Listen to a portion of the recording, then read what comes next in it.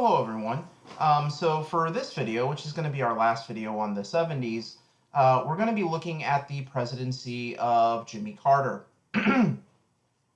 Now, Jimmy Carter, he is elected in 1976, largely by running a campaign that focused on openness and honesty, themes that definitely appealed to Americans after the kind of loss in faith in government produced by the Vietnam War and the corruption and scandal associated with Watergate. But nonetheless, the period of the election of 1976, in which Carter faced off against Gerald Ford, whose popularity never really rebounded from his decision to pardon Richard Nixon about a month into his term, really was just an illustration more than anything else of just how um, disillusioned the American people actually were. Only around 54-55% of eligible voters actually cast ballots rather, in the election of 1976. A popular bumper sticker actually at the time said, "Don't vote, it only encourages them."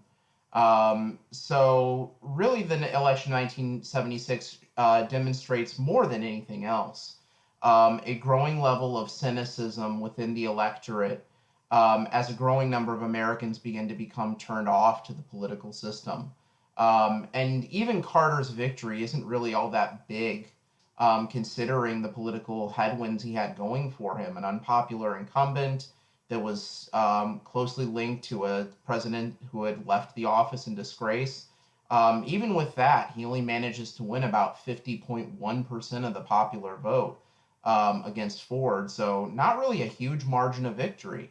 But once he becomes president, he does try to do a lot of things to try to, as he sees it, straighten the ship. Carter was driven by a very strong sense of mission, largely stemming from his religious faith. Carter, in something that really kind of heralded the emergence of a growing religiosity amongst a certain and increasingly influential faction of the American electorate, Carter was a evangelical, self-described born-again Christian. This particular demographic, which was principally located in the South and the West, would ultimately prove to be a very, very important part of the emerging political coalition that would dominate American politics in the 1980s and 1990s, and really in many ways all the way up until the present. Though largely that demographic would, after 1976, vote Republican, not Democrat. Carter is notable as being the last American president from the Democratic Party to win a majority of states in the South, including Texas. He is, at present, the last Democratic president to have won Texas. Carter is, again, kind of this president who, in many ways, represents the still very transitory nature of American politics. And that's not just limited to the shifting demographics and shifting political loyalties, but also the alignment and focus of his own political party, the Democratic Party, which increasingly in the 1970s and in particular during the 1980s and the 1990s will move away from working class issues and support of the labor movement and more towards cultural issues and take oftentimes more politically moderate, if not somewhat conservative stances on a wide range of economic issues, embracing fiscal conservatism, much in the same way that their Republican counterparts already had by this point. And so Carter is kind of that bridge in many ways between those two wings of the party. Now, one of the ways that Carter really does represent this sort of new breed of Democrat, which largely takes a more fiscally conservative view of the economy, largely eschews support for the labor movement and various social causes, popular with the Democratic Party, is his emphasis on technocratic governance. Carter was first and foremost an engineer. He had graduated the U.S. Naval Academy in Annapolis in 1944 and had been commissioned and served aboard U.S. submarines. And he was an engineering officer. And in that capacity, during his time in the Navy, Carter became involved in the early developmental phase of America's nuclear submarine program while he was in the Navy. And so that creates a lifelong interest in energy and specifically alternative types of energy other than fossil fuels that would become a major hallmark of his presidency. Carter's naval service, although it's not something that many people emphasize a lot, really leaves a pretty big mark on him in terms of what his priorities become when he becomes president and his interests. So Carter takes this very kind of technocratic approach to things, and he tries to deal with the prevailing issue of the day, the issue that had dogged President Richard Nixon and his successor, Gerald Ford, which had gone largely unaddressed, the issue of inflation, or stagflation, as it was known in those days, the combination of rising unemployment and rising inflation. Ultimately, during Carter's presidency, he had very little success in addressing either issues. And this was particularly true with inflation. Inflation would actually rise throughout his presidency, reaching a high of 14% in 1980, an election year, which ultimately he himself actually had somewhat of a hand in. In 1979, he appointed Paul Volcker to the federal to become the chairman of the Federal Reserve Bank, and Volcker, trying to, in his words, shock the system, ultimately raised rates on a wide variety of things that the Federal Reserve controls, including the prime rate, which determines rates for things like small business loans and housing loans and all kinds of other things like that. And that in turn would end up causing an even deeper recession that would actually last for the first 2 years of the presidency of Carter's successor, Ronald Reagan.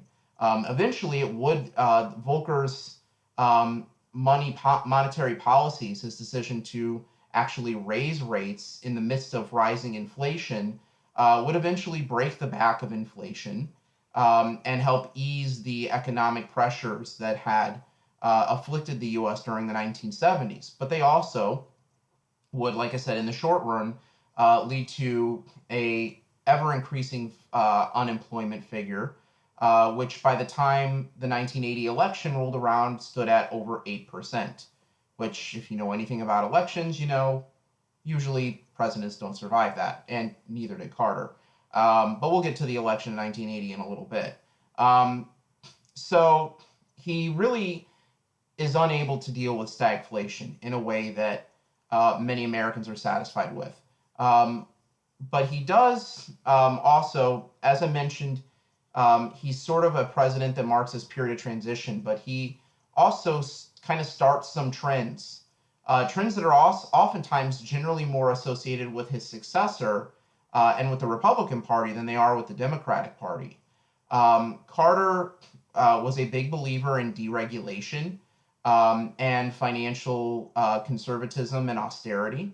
And so when he became president, one of the things that he became very heavily involved in was deregulating many American industries. This is, again, something that people tend to think of starting with Ronald Reagan because he pursued it much, much more aggressively than Carter did. But the push for deregulation and the actual first successful efforts at deregulation of many areas of the American economy actually started under Carter, with his decision to deregulate the airline, trucking, and banking industries, which occurred during his presidency. So he's a big supporter of deregulation, and arguably that trend in American governance towards deregulation of various areas of the economy and financial markets, which would continue throughout the next 30 odd years under both Republican and Democratic presidents, really next 40 odd years if you include the current incumbent. This was something that started under Carter. And that's not the only thing. In addition to his push for the deregulation of many areas of the American economy, something which ultimately produced a lot of pushback from labor groups in the United States, ultimately further alienating working class voters from the Democratic Party in the process, was his efforts in foreign policy. Now, generally speaking, we think of Carter as kind of a peacenik, which is in large part something he himself is an image that he's encouraged since he left the presidency. And certainly his efforts since he's left the White House have shown a tendency towards trying to, seek negotiation and diplomacy rather than, a more aggressive posturing on foreign policy. But the reality is that when he was president, Carter actually begins the trend of a more aggressive stance towards the Soviet Union, and ultimately an increase in military spending that, again, is something that people generally associate with his successor, Ronald Reagan. The main catalyst for this, and for Carter's decision to shift American foreign policy away from détente, the policy of détente pursued by Nixon and Ford, which he himself pursued for part of his presidency, was the 1979 Soviet invasion of Afghanistan, which prompted Carter to both cancel American involvement in the 1980 Olympics, which were held in Moscow, the Summer Olympics. Winter Olympics, of course, were held in the United States and became quite famous because of the U.S. hockey team. But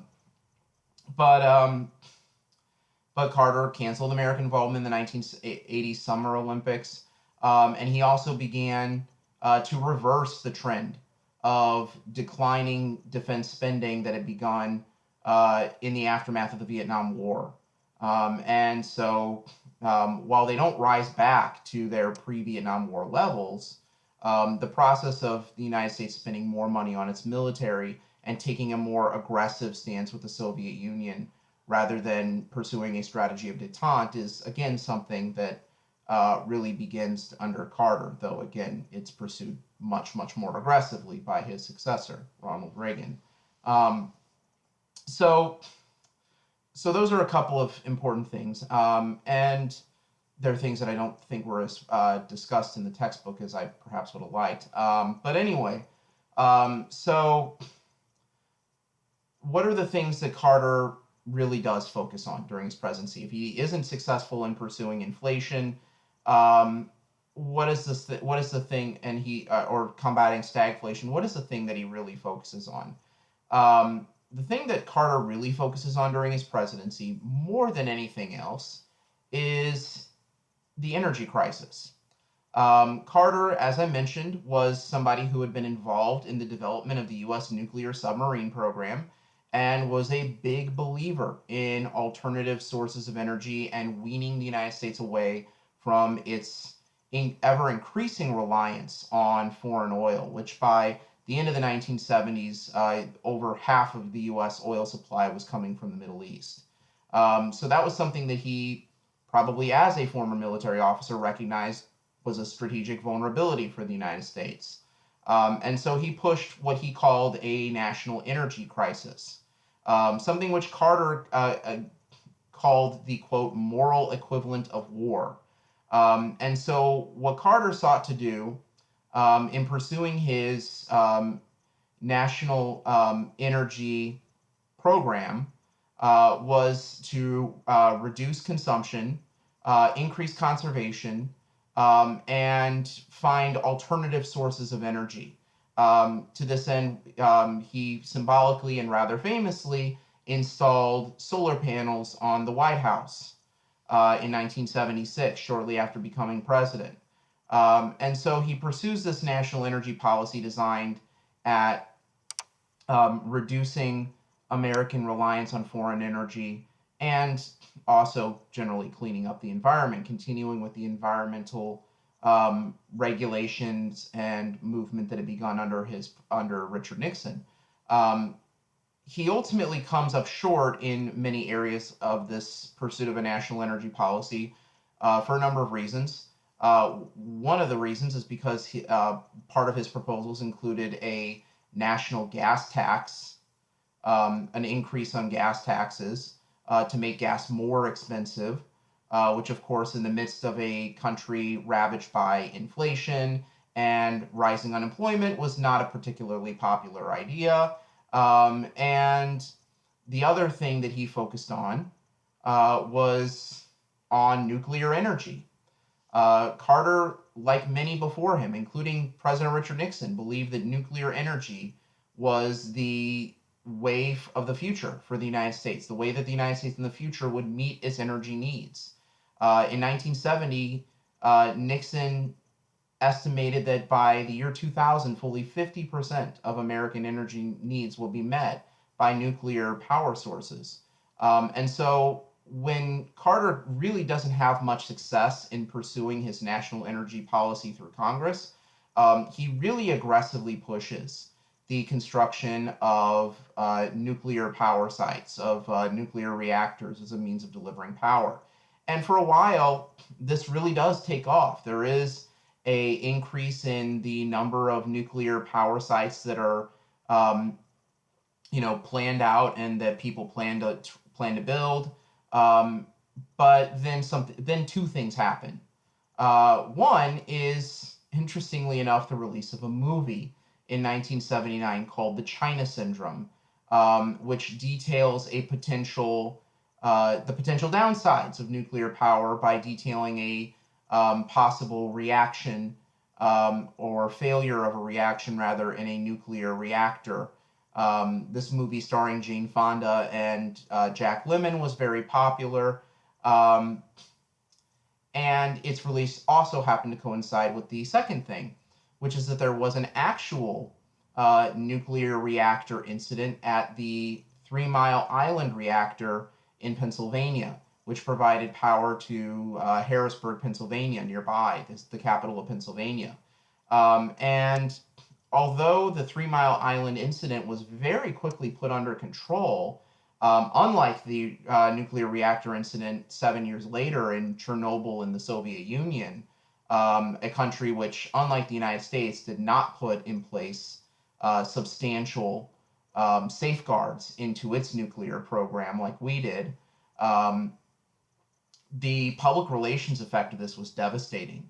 And because of the combination of the release of the China Syndrome and the Three Mile Island incident, support for nuclear power, which had been pretty high at the time period, basically goose eggs, disappears overnight.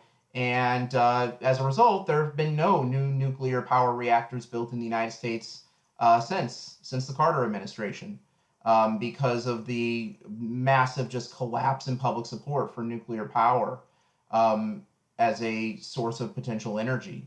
And so, that's another thing where Carter tries and really comes pretty close into building a public perception. But again, the ultimate perception that this is a source of power that is unsafe, ultimately dooms its prospects. Now, by 1979, things had gotten pretty bad for Carter. He was not a very effective politician, for one thing.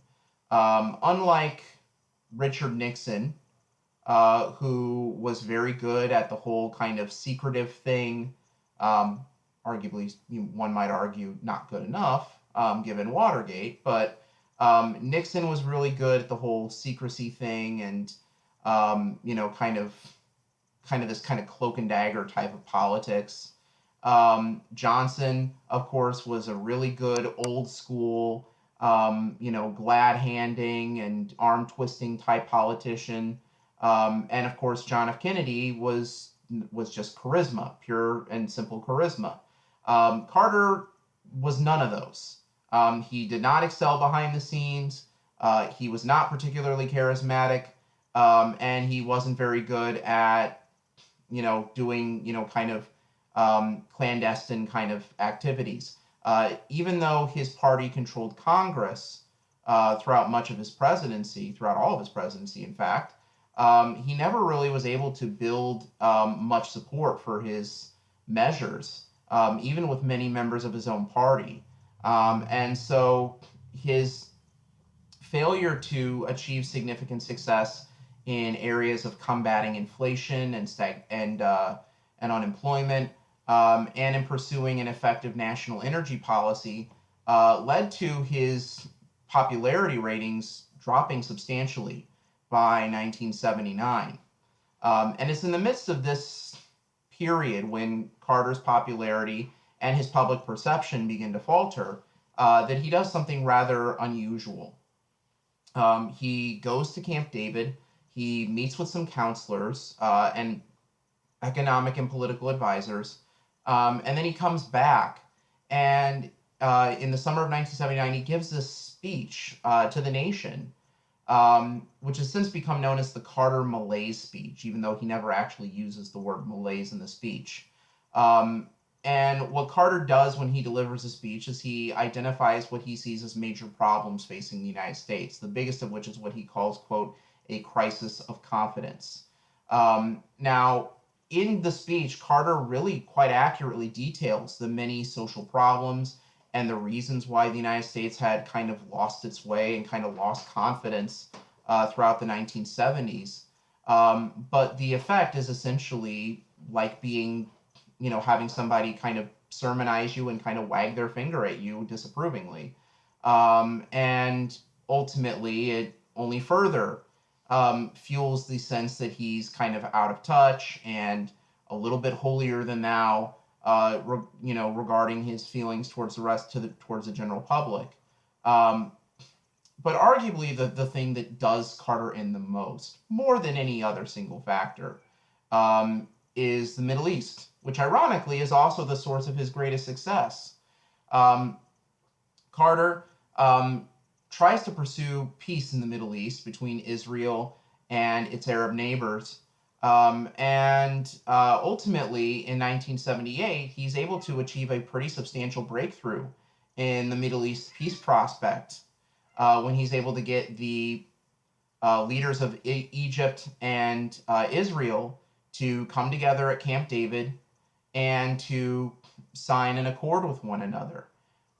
The Camp David Accords, as they come to be known, were generally regarded at the time as the first major breakthrough in securing potential peace between in the Middle East between Israel and its Arab neighbors, because it resulted in one of Israel's principal enemies up to that point, Egypt, recognizing Israel's as a legitimate state, and Israel in exchange giving back some of the territory that it had conquered in the 1967 Six Days War. And it also, from an American perspective, brought Egypt, which had been up to that point a client state of the Soviet Union, into the American orbit, and basically marked the point where Egypt stopped being a friend of the Soviet Union and became an ally of the United States in that part of the world, which of course was, from an American perspective, a really big deal. So the Camp David Accords, with this big breakthrough in Middle East peace, were of course a huge accomplishment for Carter. Yet ironically enough, it is in the Middle East where Carter ultimately suffers his single biggest defeat, and arguably the political crisis that more than any other would ultimately doom his presidency, even though it is a crisis that he, by and large, did not create. And that is the long, winding road of American intervention in the Middle East in Iran. Now, you may recall from a previous lecture that in 1953, the United States and Britain's MI6 had overthrown the democratically elected government in Iran led by Mohammad Mossadegh when he threatened to nationalize Iran's oil supply, and it was felt at the time move Iran into the Soviet orbit. When the United States and Britain overthrew the Mohammad Mossadegh in 1953, they replaced him with the recently deposed ruling family of Iran, the Shahs, the monastic dynasty that ruled Iran prior to Mossadegh, under Shah Reza Pahlavi. Pahlavi became a very, very close ally of the United States in the Middle East, buying extensive amounts of American military hardware, including F-14 Tomcats, which is a very big and very expensive plane, if you know anything about that kind of thing, as well as turning Iran on the surface into this, kind of modern westernizing society. The Shah was very glamorous. His wife was also very, very glamorous. They wore fancy clothes. They attended fancy parties. But it was really quite extravagant.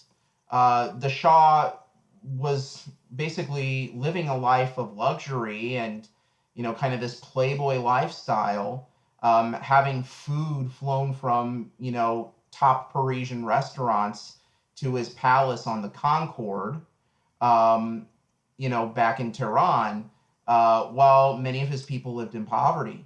Moreover, in Iran itself, he maintained power through decidedly undemocratic means, through a secret police known as the Savak that terrorized the Iranian population. And so, although Iran had emerged by the 1970s as a major ally of the United States in the Middle East, that bought a lot of military hardware from the United States, and which was also a major supplier of oil to the United States, it was a country that beneath the surface was simmering with revolt. And ultimately, when democratic means of change were removed, the people of Iran began embracing Islamic fundamentalism. And ultimately, in 1979, while the Shah was away, they overthrew his regime, putting in place a new Islamist regime under the Ayatollah Khomeini. Now, when Khomeini took power, he did not immediately sever ties with the United States, though he very clearly did not share the kind of westernized impulses of the Shah or people back here in the United States. But eventually things did happen that made things pretty bad. The first thing is that there was a second round of Arab oil embargoes that coincided with the Iranian Revolution that deposed the Shah in 1979. This second Arab oil embargo once again caused gas prices to spike and caused massive shortages in the United States that once again produced lines and riots and general unrest. The price of gas rose over $1 at this point, which was a very high amount of money at the time period. But the biggest disruption occurred when President Carter ultimately allowed the Shah to come to the United States for medical treatment. The Shah was diagnosed with cancer while he was living in exile in Paris, and he ultimately decides to come to the United States to seek treatment. Now, many of Carter's advisors, sorry about the kitten, many of Carter's advisors advised him to say no, not to let this guy into the country because things were pretty volatile in Iran at the time period. There was a lot of unrest, and the U.S. wasn't exactly trusted by the new Iranian regime. But Carter lets the Shah into the country to receive medical treatment. And as a result of that, Iranian students storm the American embassy and take 44 American embassy employees hostage. Now, some of the American embassy employees managed to escape by taking refuge in the Canadian embassy, and were subsequently smuggled out of Iran by the Canadian government with a limited amount of aid provided by the CIA. This event, which is commonly known as the Canadian Caper, is the subject of the movie Argo, which greatly exaggerates the CIA's role in that particular operation. Still a damn fun movie. But anyway, um, so after the embassy is seized and the hostages are taken, um, this becomes a enduring crisis for Carter. Ultimately, the Iran hostage crisis lasts for over 400 days, over a year, 444 days to be exact. And images of American, um, Marine guards and embassy employees being blindfolded and walked around and, have with guns pointed at their back, definitely is an image that, adding to the images of, helicopters on the roof of Saigon, and the loss of confidence is just another blow, another body blow to American prestige and American confidence at the time period. Um, Ultimately, Carter does try to mount a rescue mission to try to save the hostages early in 1980. But that rescue mission ends up being a disaster in its own right when one of the helicopters collides in the middle of a sandstorm over the desert with a C-130, and the result is the deaths of 8 American servicemen. So that ends up being a pretty bad result. And obviously, the Iran hostage crisis and the fact that it was playing on the nightly news every night. The nightly news program Nightline was actually started um, partly initially as a special program to keep tabs on the developments in the Iran hostage crisis, and it ran a nightly tally. With every night, Ted Koppel taking to the air and saying, "Today is the 330th day of the Iran hostage crisis," or something like that. And so naturally, this adds to Carter's political woes. And his vulnerability is really illustrated when, in 1980, when he's running for re-election, he faces a primary from Senator Ted Kennedy of Massachusetts, running to his left, attacking his many of his programs, his lack of interest in social programs, his generally deregulatory, anti-government attitude. Carter's able to stave off this primary challenge from Kennedy, but it definitely damages him ahead of the election, where he faces off against Republican Ronald Reagan. Reagan had progressively, and I'm using that term here not politically, but in the sense of over time, Reagan had progressively built a political kind of juggernaut for himself, from starting with his time as governor of California in the 1960s.